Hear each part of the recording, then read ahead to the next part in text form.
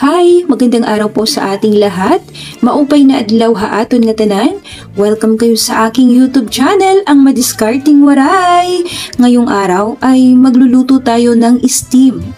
Steam cake, ito ay ang buko pandan at ang ating ubi flavor.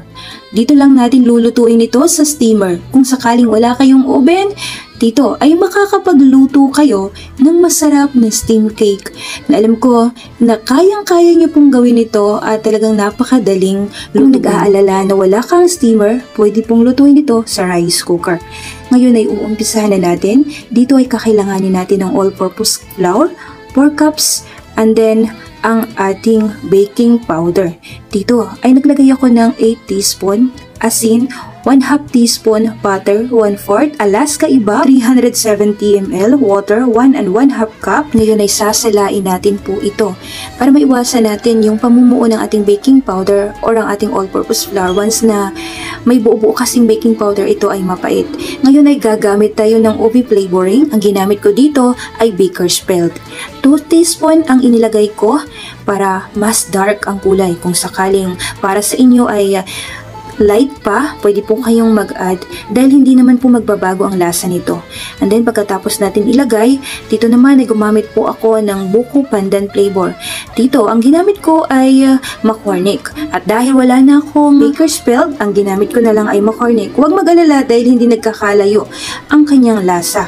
Dito ay naglagay ako ng 2 teaspoon, pero depende sa inyo kung gaano nga ba ka-dark ang gusto nyong i-achieve sa inyong buko pandan. Dito nga pala ang ating isang ingredients dito ay pinaghati natin dahil dalawa ang gusto nating flavor. Kung ayaw nyo ng buko pandan, pwede rin naman pong strawberry at lemon flavor. Pero para sa akin, mas okay para sa akin yung pandan flavor dahil favorite ko ang buko pandan, kaya naman ginawa natin ang cake. Ito ay haluin lang natin ng mabuti para pantay ang magiging kulay nito. Once na okay na ang ating pag-mix, ngayon ay gagawa naman na tayo ng merang. Dito ay gumamit ako ng 10 pieces, medium size lang po. Then pagkatapos ay minix ko siya gamit ang aking hand mixer lang po. Huwag mag-alala dahil itong hand mixer ay 300 pesos lang. I-high speed na natin para mas mabilis ang ating paggawa ng merengue. And then, ngayon pagka ganito ang tamang consistency niya, ngayon ay ilalagay na po natin ang ating white sugar. Dito ay naglagay lang ako ng 1 cup of white sugar, ng ating white sugar. Dahan-dahan po natin itong ilalagay habang minimix natin para hindi po mabigla at maging malabsak itong ating merengue. Once na matigas na siya, ito, ang ibig sabihin lang nito ay okay. Ang iba kapag gumagawa sila ng merengue ay naglalagay pa sila ng cream of tartar. Pero para sa akin ay pwede naman ang wala na. Kasi walang pagbabago ang lasa nito at makakalis pa tayo ng ating gastusin. At pagka okay na ito, hahatiin natin.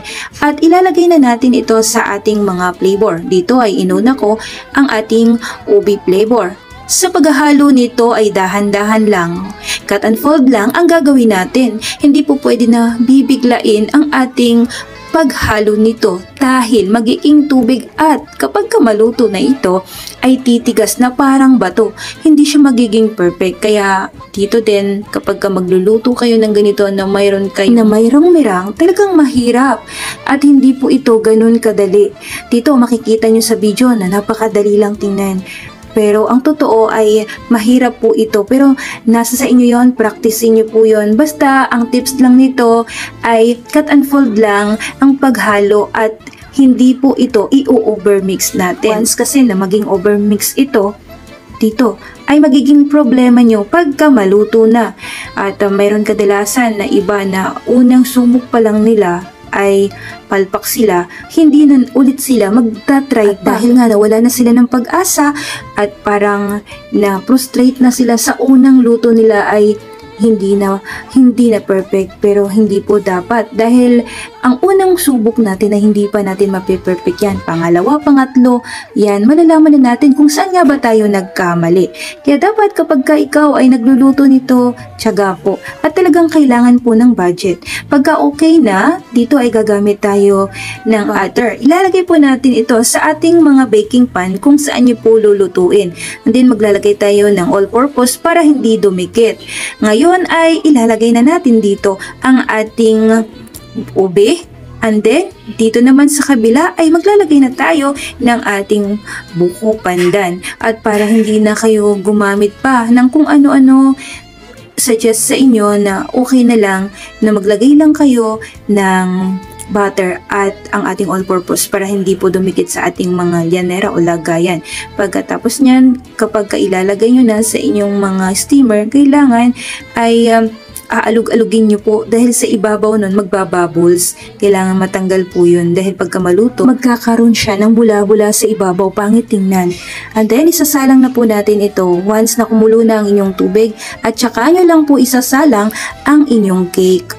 After 15 minutes, ngayon ay hahanguin muna natin ito para ilagay dito ang ating itlog na maalat.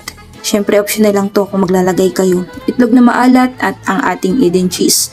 Alam nyo ba kung bakit medyo matigas na ang ating cake nung inilagyan ko ng itlog na maalat? Hindi ko kasi siya agad na hango. Alam nyo ba na mabilis lang po talaga ito maluto? After 10 minutes o 15 minutes, hanguin nyo na po kasi ilalagay nyo na po doon yung inyong pang toppings. Bakit ko nga ba hindi isinabay ilagay ang ating egg? Dahil po lulubog po siya, kaya kailangan hindi muna natin isasabay dahil lulubog ang ating itlog, sayang lang.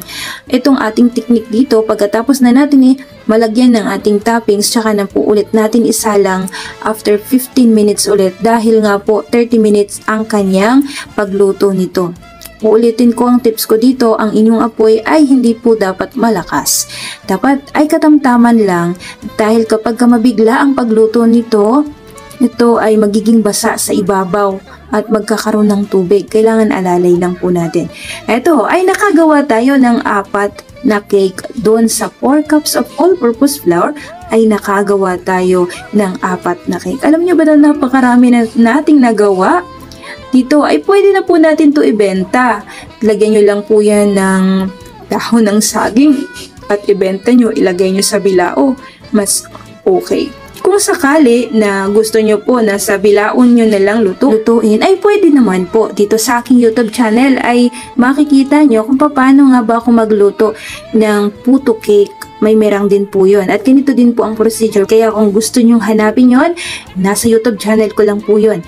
Hanapin nyo po sa aking mga video at magkakaroon kayo ng idea na pwede palang sa bilao lutuin. At lagyan nyo na lang po ito ng dahon ng saging para makatipid po kayo sa mga lagayan. At alam nyo ba na napakalambot nito? Ma-achieve nyo lang po ang lambot nito kung sakaling ma-perfect ang pag-mix nyo ng inyong merang. Kaya doon sa mga nag-iisip na baka reject sila dahil walang cream of tartar, wag po kayong mag-alala dahil hindi po yun ang basihan. Bakit ka reject? Ibig sabihin lang nun, ikaw ay nagkamali sa paghalo ng inyong merang. Kaya naman, tingnan nyo po kung paano ko siya binidyo at kung paano ko nga ba, ano nga ba ang ating pwedeng gawin para hindi po tayo mapalpak. Uulitin ko mga kawaray, ang pagluto nito, once na ma-perfect ka sa unang gawa, napakaswerte mo na at magaling ka talaga.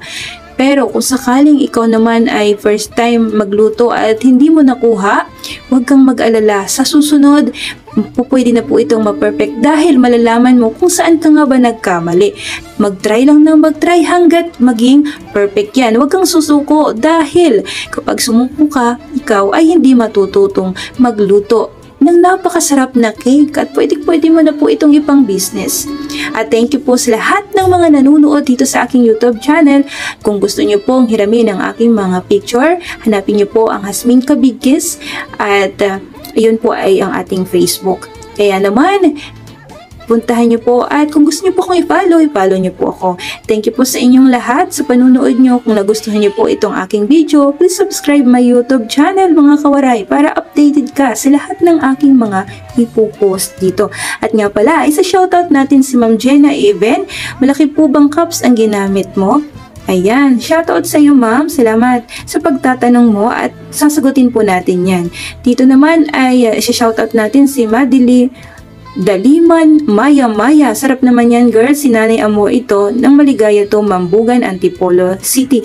Hi po sa inyo ma'am, shoutout po sa inyo nanay. At ang sabi naman ni Randy Lanzarote, Sarap naman pang business. Opo, talagang napakasarap pang business niyan.